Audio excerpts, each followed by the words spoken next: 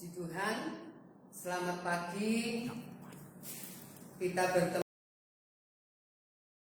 kembali untuk belajar kebenaran firman Allah. Sebelum itu, mari kita berdoa. Terima kasih Bapa, kami bersyukur buat waktu, buat kesempatan yang Engkau berikan kepada kami beserta dengan seluruh jemaat yang ada yang mengikuti penyampaian firman Tuhan pada pagi hari ini. Terima kasih Engkau memberkati anak-anak-Mu semua, Engkau memberkati kami juga hamba-Mu yang akan menyampaikan kebenaran firman Allah. Berkati kami untuk mengerti kebenaran firman-Mu. Terima kasih Bapa. Kami akan belajar firman-Mu pada pagi hari ini. Dalam nama Tuhan Yesus Kristus kami berdoa. Amin. Puji Tuhan, saudara yang kekasih di dalam Tuhan. Ya, saya percaya saudara sudah siapkan Alkitab saudara. Bagi saudara yang mau mencatat, silakan siapkan catatan saudara. Pagi ini kita akan belajar tentang mengapa seseorang jatuh pada saat diuji. Kalau kita melihat Alkitab, saudara, sejak awal manusia memang dihadapkan kepada ujian atau pencobaan. Kita melihat Adam sengaja oleh Tuhan ditempatkan di Taman Eden untuk menghadapi si ular. Mengapa? Alasannya karena Adam harus diuji. Nah, pada kesempatan pagi ini kita akan melihat beberapa contoh dalam Alkitab apa yang menyebabkan seseorang jatuh ketika dia diuji oleh Tuhan. Yang pertama kita akan baca di dalam Kejadian pasalnya yang kedua, ayat yang ke-16 dan ayatnya yang ke-17. Silakan. Lalu Tuhan Allah memberi perintah ini kepada manusia, semua pohon dalam taman ini boleh kau makan buahnya dengan bebas. Tetapi pohon pengetahuan tentang yang baik dan yang jahat itu, janganlah kau makan buahnya. Sebab pada hari engkau memakannya, pastilah engkau mati. Nah, Tuhan memberikan perintah atau firman-Nya kepada manusia. Dikatakan semua pohon di dalam taman itu boleh kau makan buahnya dengan bebas, termasuk buah dari pohon kehidupan. Ayat 17 katakan, tetapi pohon pengetahuan tentang yang baik dan yang jahat itu janganlah kamu makan buahnya, sebab pada hari engkau memakannya, pastilah engkau mati. Saudara, ya, kita melihat, katakan, jangan kamu makan buah pohon pengetahuan baik dan jahat itu, pasti engkau mati. Saudara, kita melihat firman Allah disampaikan kepada manusia, dan Adam tahu bahwa Tuhan melarang buah itu, dan Adam juga tahu apa akibat kalau dia memakan buah pohon pengetahuan baik dan jahat, ya. Sudah. Nah, saya katakan apa sih manusia itu jatuh saat diuji? Nah, Adam kita melihat dia gagal ketika dia diuji oleh Tuhan. Dia jatuh ketika dia dicoba oleh Tuhan. Penyebabnya apa? Yang pertama kita melihat dikatakan Adam tidak memegang teguh kebenaran firman Tuhan. Adam tidak memiliki komitmen yang kuat dengan apa yang Tuhan sampaikan kepada dia. Saudara, Adam tahu persis Tuhan melarang dia untuk makan buah dari pohon pengetahuan baik dan jahat. Nah, kita melihat kalau kisah di dalam kejatuhan manusia, saudara, harusnya Adam menolak ketika istrinya menawarkan buah itu kepadanya. Tetapi kita melihat apa reaksi daripada Adam. Saudara, kita melihat bahwa Adam lebih mendengar suara istrinya yang telah dibujuk oleh setan daripada dengar-dengaran kepada suara Tuhan. Adam lebih dengar istrinya, tawaran istrinya. Saudara, kita melihat hal ini mengapa? Mengapa Adam menerima tawaran istrinya? Yang jelas karena dia tidak punya komitmen yang kuat. Harusnya dia bisa berkata tidak kepada hal yang salah. Harusnya dia bisa berkata tidak kepada hal yang tidak sesuai dengan firman Tuhan. Saudara, kita akan membaca coba di dalam 2 Korintus pasalnya yang ke-11. 2 Korintus pasal 11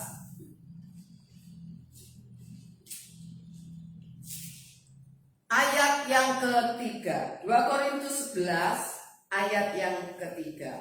Silakan. Tetapi aku takut kalau pikiran kamu disesatkan dari kesetiaan kamu yang sejati kepada Kristus. Sama seperti Hawa diperdayakan oleh ular itu dengan kelicikannya. Nah, saudara, dikatakan Hawa diperdaya oleh ular itu dengan kelicikannya. Ular di sini bukan ular binatang ular itu ya, saudara.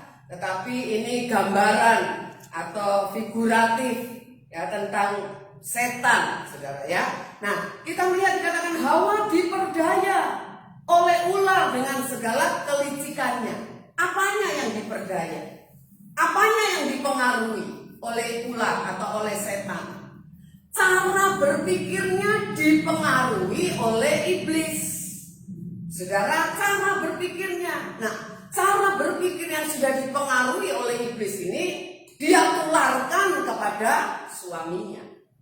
Saudara, jadi kita melihat orang itu bisa terpengaruh kalau orang lain berbicara atau orang lain bisa menanamkan pikirannya kepada orang lain. Saudara, si A misalnya ya mempengaruhi si B dengan cara berpikirnya.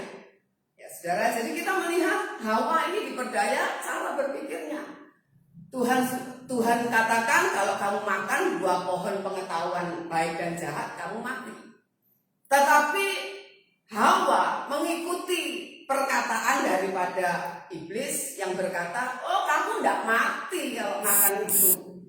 Allah tahu kalau kamu makan itu, kamu justru menjadi seperti Allah. Nah, ini tergiur, saudara. Ya, tergiur dengan perkataan si ular. Nah, kita akan melihat juga dampaknya apa yang mereka lakukan setelah mereka melanggar firman Allah. Ya, kita buka lagi coba di dalam kitab Kejadian pasalnya yang ketiga, ayat yang ke-11 sampai ayatnya yang ke-13. Kejadian 3 ayat 11 sampai ayatnya yang ke-13. Silakan. Firman-Nya, siapakah yang memberitahukan kepadamu bahwa engkau telanjang? Apakah engkau makan dari buah pohon yang kularang engkau makan itu? Manusia itu menjawab, perempuan yang kau tempatkan di sisiku, dialah yang memberi dari buah pohon itu kepadaku, maka ku makan. Kemudian berfirmanlah Tuhan kepada perempuan itu, apakah yang telah kau perbuat ini? Jawab perempuan itu, ular itu yang memperdayakan aku, maka ku makan.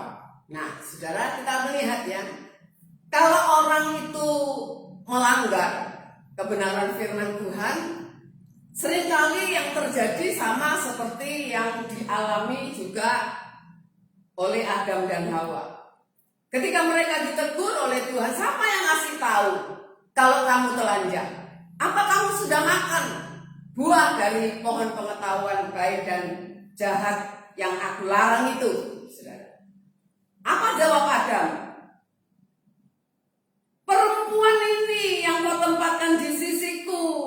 Dia itu yang ngasih aku makan buah itu, makanya aku makan. Mendengar itu Hawa pun tidak terima. Apa yang Hawa katakan? Ular itu loh yang memperdayakan aku. Nah saudara, jadi ternyata seringkali ketika kita tidak mengikuti apa kata Tuhan, seringkali ini yang terjadi di dalam kehidupan manusia. Apa itu? Cari kambing hitam untuk disalahkan, saudara. Untuk disalahkan. Nah kita melihat ya, saudara, seringkali ketika kita jatuh saat diuji, kita mulai cari kambing hitam, menyalahkan orang lain. Bahkan dikatakan Adam berkata, perempuan ini loh yang kamu taruh di sisi sebelah, itu menyalahkan Tuhan kan. Nah kalau kita melihat si Hawa berkata, ular itu loh yang memperdaya aku, setan itu loh yang memperdaya aku. Saudara, nah seringkali itu yang terjadi. Ya, orang tuh nyalahkan orang lain, kenapa yang menjadi penyebab dia jatuh, bahkan menyalahkan Tuhan, saudara. Ada kan orang gini, sebenarnya saya mau ke gereja loh. Tadi saya sebenarnya mau ke gereja, tapi ya setan ini loh yang bikin saya tidak ke gereja. Nah, saudara, nah kita lihat gitu. Ada yang bilang sebenarnya saya nggak mau korupsi, tapi ya apa? Yang lain korupsi, saya takut dibenci sama yang lain kalau nggak ikut korupsi. Ya orang lain itu loh, bukan saya sih sebenarnya nggak mau gitu ya. Nah, kemudian ada orang berkata, ya saya jatuh karena dia itu loh yang ngajak-ngajak. Saudara, kita belajar jatuh atau tidak itu keputusannya ada di tangan kita. Itu sebabnya kita harus menjadi orang yang memiliki komitmen, berjanji, berkata kepada diri sendiri, Tuhan tolong aku nggak mau berbuat salah, meskipun mungkin masih bisa salah. Tapi niat yang kuat itu harus ada, saudara. Seperti anak sekolah ya, anak sekolah. Kalau yang niat sama yang nggak niat, itu kan jauh berbeda. Kalau yang niat, saudara, mungkin dia bisa satu kali atau berapa kali dapat nilai yang tidak baik gitu ya. Tapi kalau dia niat, dia akan berjuang, dia akan berusaha memperbaiki nilai yang tidak baik itu. Tapi kalau yang nggak niat, saudara, beda reaksinya. Dia bilang ya yang penting naik kelas, yang penting lolos gitu ya, saudara. Jadi kita melihat orang yang punya komitmen masih bisa salah. Bukan berarti kalau kita berkata aku mau melakukan firman Tuhan terus celing kita langsung bisa lakukan semua, ya enggak. Semua butuh proses ya, semua butuh proses. Tapi kita belajar biar orang lain mempengaruhi, biar setan membujuk kita. Kita belajar untuk tetap bisa berkata tidak kepada hal-hal yang tidak berkenan kepada Tuhan. Nah, coba kita melihat sekarang contoh yang kedua, tetap ada di Kejadian pasalnya yang keempat, saudara, ayat yang ke-6 dan ayatnya yang ke-7. Ayat 6 dan 7. Silakan. Ayat 6 dan 7. Firman Tuhan kepada Kain, mengapa hatimu panas dan mukamu muram? Apakah mukamu tidak akan berseri jika engkau berbuat baik? Tapi jika engkau tidak berbuat baik, dosa sudah mengintip di depan pintu. Ia sangat menggoda engkau, tapi engkau harus berkuasa atasnya. Nah, saudara, contoh yang kedua, mengapa seseorang jatuh saat diuji? Karena menuruti panasnya hati, ya. Mengikuti panasnya hati. Seringkali saudara, kalau sudah panas hati ini, nah kita mulai berpikir hal-hal yang negatif. Nah kita melihat Kain ini panas hati kepada Habil. Kalau kita baca kisah ini, Habil itu loh gak berbuat jahat kepada dia. Saudara, tidak ada yang dilakukan, saudara. Ya, Habil tidak melakukan apa-apa. Jadi pelajarannya, saudara, kalau hati kita panas, ya panas itu kan banyak penyebabnya. Entah saudara difitnah orang, entah saudara digosipin orang, entah saudara dikhianati. Nah, kita mesti hati-hati, saudara. Hati-hati kenapa? Karena orang kalau panas hatinya itu, firman Tuhan katakan, Tuhan berkata kepada Kain, hati-hati loh ya, dosa sudah ngintip. Nah, saudara, jadi kalau kita panas hati, jadi mesti hati-hati juga. Dosa itu sudah ngintip, saudara, sudah ngintip. Jangan ikuti kata hati kita yang salah. Seringkali kan kita ini mengikuti.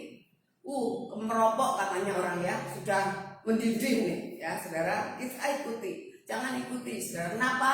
Seringkali, saudara, karena ini dalam posisi yang rawan kalau kita sudah hati kita ini panas. Kita belajar kalau hati kita panas, jangan sekali-kali mengambil keputusan atau bertindak apapun. Kenapa? Kalau panas hati jangan bertindak apapun, jangan mengambil keputusan apapun. Sebab seringkali kalau orang itu panas hati, posisi lagi yang marah, saudara, seringkali yang dia lakukan adalah hal-hal yang bodoh, tindakan yang bodoh, yang nantinya akan dia sesali. Coba suami istri gitu ya, kadang-kadang perkara kecil, berantem, bertengkar hebat. Nah, seringkali orang berkata, ya saya harap tidak ada ya, kita sebagai anak-anak Tuhan tidak boleh ucapkan itu. Kemudian berkata, cerai aja kita ini, sudah tidak cocok kita ini memang. Nah, coba gara-gara mencet odol, saudara ya. Yang satu mencet mintanya mencet istri, maunya mencet dari belakang, urut ke depan. Suaminya ya udah males, pencet asal aja pencet. Nah, masalah kecil aja bisa jadi masalah besar, saudara. Ya, kadang-kadang orang tua marah sama anak. Sudah, kamu keluar dari rumah ini. Lebih baik mama tidak punya anak seperti kamu. Nah, saudara, ketika anaknya pergi, kangen, saudara ya. Nangis, kangen, sedih. Orang tuanya tidak mau makan, bingung, tidak bisa tidur. Anakku di mana ya? Anakku gimana ya? Tidur di mana? Makan apa enggak lah? Karena apa? Panas hati itu tadi. Jadi kita belajar kalau panas hati kita mesti hati-hati. Nah, kita melihat, saya katakan tadi, Habil itu loh tidak melakukan apa-apa, sama-sama mempersembahkan korban kepada Allah.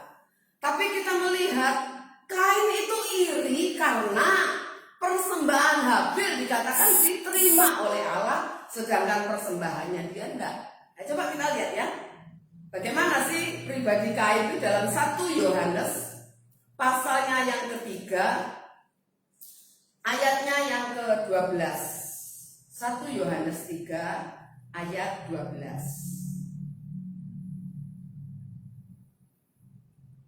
Silakan. Bukan seperti Kain yang berasal dari si jahat dan yang membunuh adiknya. Dan apakah sebabnya ia membunuhnya? Sebab segala perbuatannya jahat dan perbuatan adiknya benar. Nah, firman Tuhan jelas katakan Kain itu jahat, saudara. Jadi ternyata kita melihat orang yang suka iri itu, saudara, hatinya nggak baik. Orang seperti itu hatinya jahat, ya. Kadang-kadang orang iri itu bisa benci kepada orang lain tanpa ada alasan. Nah, saudara mungkin pernah mengalami, ya, ada orang-orang yang seperti itu, iri, benci, kemudian bencinya tanpa alasan. Orang, tak kasih contoh ya, orang bisa marah kepada orang lain, bisa panas hatinya, lihat orang lain berhasil, loh kan salah toh. Orang itu loh tidak ngapa-ngapain, dia berhasil, dia berjuang, dia suksesnya, hasil perjuangannya. Lah kok orang lain bisa nggak suka, saudara ya? Ya, lihat orang lain bisa beli ini, beli itu, tetangganya TV-nya ganti, rumahnya dibangun, bisa-bisanya marah, bisa-bisanya benci, kemudian bikin gosip, itu bangun hasil korupsi, beli ini beli itu, uang tidak halal dan lain sebagainya. Kan aneh saudara ya, aneh saudara. Tapi itu fakta ya. Lihat orang bisa jalan-jalan, bisa kuliner, mangkel, lah kok mangkel? Ya, itu kan aneh. Tetapi itu fakta yang terjadi. Kalau mungkin saudara ada yang gitu ya mesti bertobat saudara ya. Jangan seperti itu, berarti hati kita itu jahat. Nah, kalau kita mau seperti orang lain yang sukses, ya mungkin boleh katakan punya fasilitas, beli ini beli itu, bisa jalan-jalan, bisa makan enak, ya saudara kerja keras, ya kita kerja keras, memaksimalkan potensi kita. Saudara lebih giat lagi, ngapain panas hati, ngapain benci tanpa alasan. Itu tidak membuat saudara dan saya juga sukses kan, ya malah kita sendiri yang merugi. Sebabnya kita belajar, yang pertama dikatakan kita harus pegang teguh firman Tuhan dan punya komitmen supaya kita nggak jatuh ya. Kemudian yang kedua, jangan ikuti kalau hatimu lagi panas, udah diem dulu aja ya, diem saudara ya saudara. Jadi kita belajar supaya kita tidak melakukan tindakan dan perkataan yang bodoh yang kita akan sesali. Sekarang contoh yang ketiga saudara, kita buka di dalam 1 Timotius. Penyebab yang ketiga 1 Timotius pasal 6 ayatnya yang ke-10. 1 Timotius 6 ayatnya yang ke-10, silakan. Karena akar segala kejahatan ialah cinta uang. Sebab oleh memburu uanglah beberapa orang telah menyimpang dari iman dan menyiksa dirinya dengan berbagai-bagai duka. Nah, penyebab yang ketiga, kenapa orang itu bisa jatuh ketika diuji? Kalau orang itu cinta akan uang. Segala sesuatu dinilai dengan uang. Wah, kalau saya rajin-rajin misalnya ini ya, rajin-rajin ke gereja berapa sudah ongkosnya, belum lagi kolektornya, belum lagi bensinnya. Pokoknya semua dinilai. Mau memberi orang, rugi ya. Saya kerja ini mati-matian cuma mau kasih orang, kok enak gitu. Nah saudara, orang kalau cinta uang ini repot saudara. Serakah ya, serakah maunya semua untukku gitu ya. Semua maunya untukku sendiri. Ya serakah, namanya orang serakah itu punyanya orang juga, maunya juga diambil kalau bisa. Coba kita melihat ya contoh ya di dalam Matius pasalnya yang ke-26. Matius pasal 26. Contoh orang yang cinta uang. Ayatnya yang ke-14 dan ayat 15. Matius 26 ayat 14 dan ayat yang ke-15. Silakan. Kemudian pergilah seorang dari ke-12 murid itu yang bernama Yudas Iskariot kepada imam-imam kepala. Ia berkata, "Apa yang hendak kamu berikan kepadaku supaya aku menyerahkan dia kepada kamu?" Mereka membayar 30 uang perak kepadanya. Nah, ini loh contohnya Yudas Iskariot, saudara. Karena uang receh, uang yang nilainya kecil, saudara, dia tega ya. Yudas ini tega, berkhianat, tega menjual gurunya sendiri. Kalau kita melihat kurang apa ya, tiap hari mereka tuh 12 murid ini kemana Tuhan Yesus pergi, mereka ikut. Tidur di mana, kemana, makan bareng-bareng ya. Semua aktivitas Yudas ini juga ikut saudara ya. Tapi kita melihat karena uang 30 uang perak itu loh, dia menjual gurunya. Dia rela berkhianat kepada gurunya. Dia tega berkhianat kepada gurunya.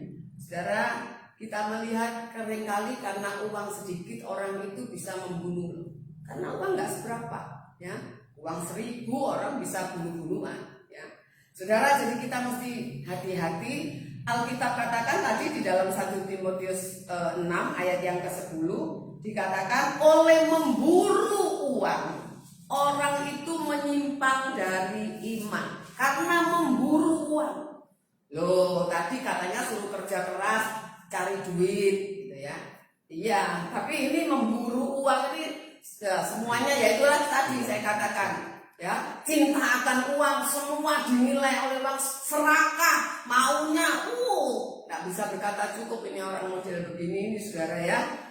Katakan menyimpang dari iman. Kenapa? Karena gini loh, banyak orang itu seringkali karena memburu uang, mau dapat uang yang banyak, saudara. Ya dapat uang yang banyak itu nggak salah sebetulnya. Saudara cari uang dapat uang banyak itu nggak salah.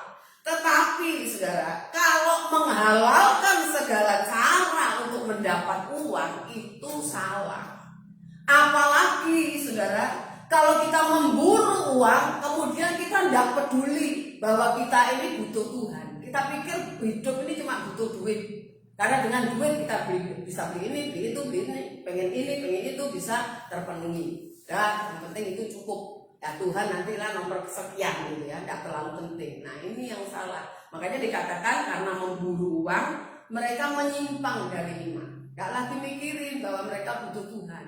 Lupa kalau hidup ini, saudara, cuma sebentar di dunia ini. Lupa kalau mati nanti kita dipanggil Tuhan kita harus menghadap pengadilan Tuhan, kita lupa itu. Nah, jadi kita mesti hati-hati, saudara, jangan sampai karena memburu uang, karena mencari uang, saudara menghalalkan segala cara, kemudian tidak peduli kepada Tuhan. Itu yang akan mencelakakan hidup kita, saudara ya.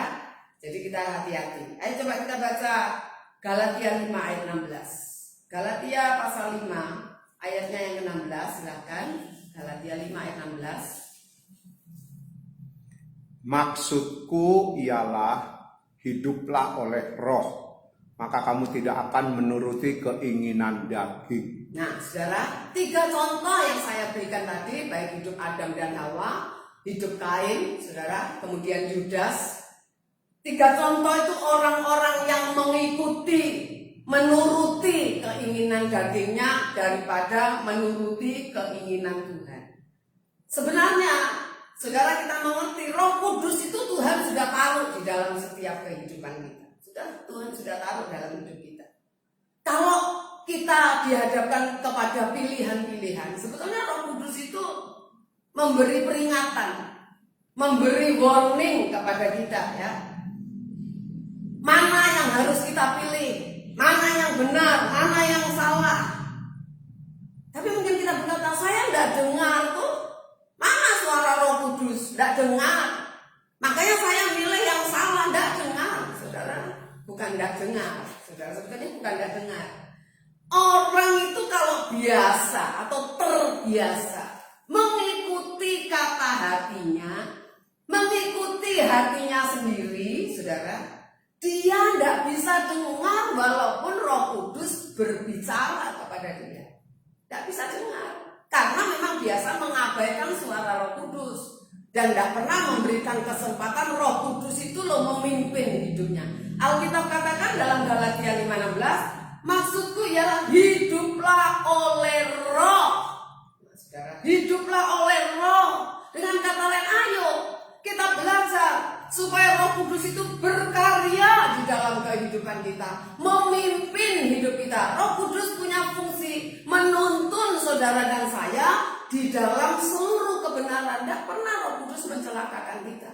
Tapi seringkali kita membantah, melawan. Karena apa? Kita pikir tidak enak itu, ikutin suara Roh Kudus tidak enak. Enakan ikutin apa kata hatiku, apa kata keinginan dagingku. Memang saudara, keinginan daging itu enak ya. Bagi dosa itu enak memang. Dosa itu seringkali dikatakan manis. Nah, tapi ikut jalannya Tuhan memang nggak enak. Jalannya sempit. Dikatakan harus mikul salib, penderitaan tidak enak, menyangkal diri tidak enak memang. Tapi sekarang pilihan ada di tangan saudara dan saya. Ayo kita belajar mendengar suara Roh Kudus. Ingat, semua yang terjadi dalam hidup kita atas izin Tuhan dan mendatangkan kebaikan buat kita, bukan buat Tuhan, buat kita. Nah, kemudian gimana kalau kita diizinkan diuji oleh Tuhan. Kalau Tuhan menguji kita, mencoba kita, apa bagian kita? Bagian kita merespon dengan benar, bereaksi dengan benar terhadap setiap ujian yang terjadi. Kalau kita belajar, saudara, merespon dengan benar, bereaksi dengan benar, tidak ada ceritanya kita benci sama orangnya. Ya itu tidak gampang, memang itu gampang diomong, tidak gampang prakteknya. Tapi harus dilatih, saudara. Harus dilatih. Tidak ada orang itu tahu-tahu pinter, tidak ada. Mesti belajar, ya. Dalam kita mengikuti kehendak Tuhan, kita juga perlu belajar. Ayo kita belajar. Ketika kita mengalami satu masalah, pencobaan, ujian, kita berkata, Tuhan, apa yang Engkau mau bentuk di dalam hidupku? Engkau izinkan ini terjadi, aku tahu semua ada dalam kendali Tuhan, ada dalam kontrol Tuhan. Dan ini juga mendatangkan kebaikan bagi hidupku. Ayo Tuhan, Roh Kudus bicara supaya aku melakukan apa yang benar, apa yang menyenangkan hati Tuhan, tidak melukai Tuhan, ya, tapi mengikuti kehendaknya. Tuhan memberkati kita. Kita berdoa. Terima kasih Bapa, kami sudah belajar kebenaran firman-Mu. Kami akui seringkali kami gagal, seringkali juga kami jatuh ketika kami diuji oleh Engkau. Tuhan, ampuni kami, ampuni kekeliruan, kesalahan, keputusan-keputusan yang tidak benar yang kami ambil. Pilihan-pilihan yang salah yang kami ambil. Kami mau belajar. Engkau ingatkan kami lewat kebenaran firman-Mu. Untuk kami belajar punya komitmen untuk berpegang teguh kepada kebenaran firman-Mu. Sehingga kami tidak mudah diperdaya oleh kuasa-kuasa kegelapan. Diperdaya oleh orang lain untuk kami melanggar kehendak-Mu Tuhan. Kami mau belajar Bapa supaya kami juga tidak mengikuti kata hati ketika hati kami panas, ketika hati kami tersinggung, ketika kami kecewa. Kami tidak mengikuti perasaan kami, tapi kami mau mengikuti pikiran dan perasaan Tuhan. Kami juga mau belajar Tuhan untuk tidak cinta akan uang. Seberapa berkat yang Tuhan berikan dalam kehidupan kami boleh kelola dengan baik. Kami tahu itu cukup bagi kami. Engkau tidak pernah meninggalkan kami, Bapa. Kalau burung di udara Tuhan pelihara. Terlebih kami orang-orang yang mau mengasihi Engkau dengan serius, Tuhan tidak akan pernah tinggalkan. Terima kasih Bapa buat kebenaran firman-Mu. Ajar kepada kami untuk bereaksi dengan benar pada setiap hal yang kami alami di dalam kehidupan kami, supaya benar-benar kami didapati menjadi orang benar yang benar-benar benar di hadapan Engkau. Terima kasih, segala puji hanya bagi Engkau Bapa di surga, dalam nama Tuhan Yesus Kristus, Gembala kami yang baik. Kami sudah berdoa dan akhiri pertemuan ini. Haleluya, amin.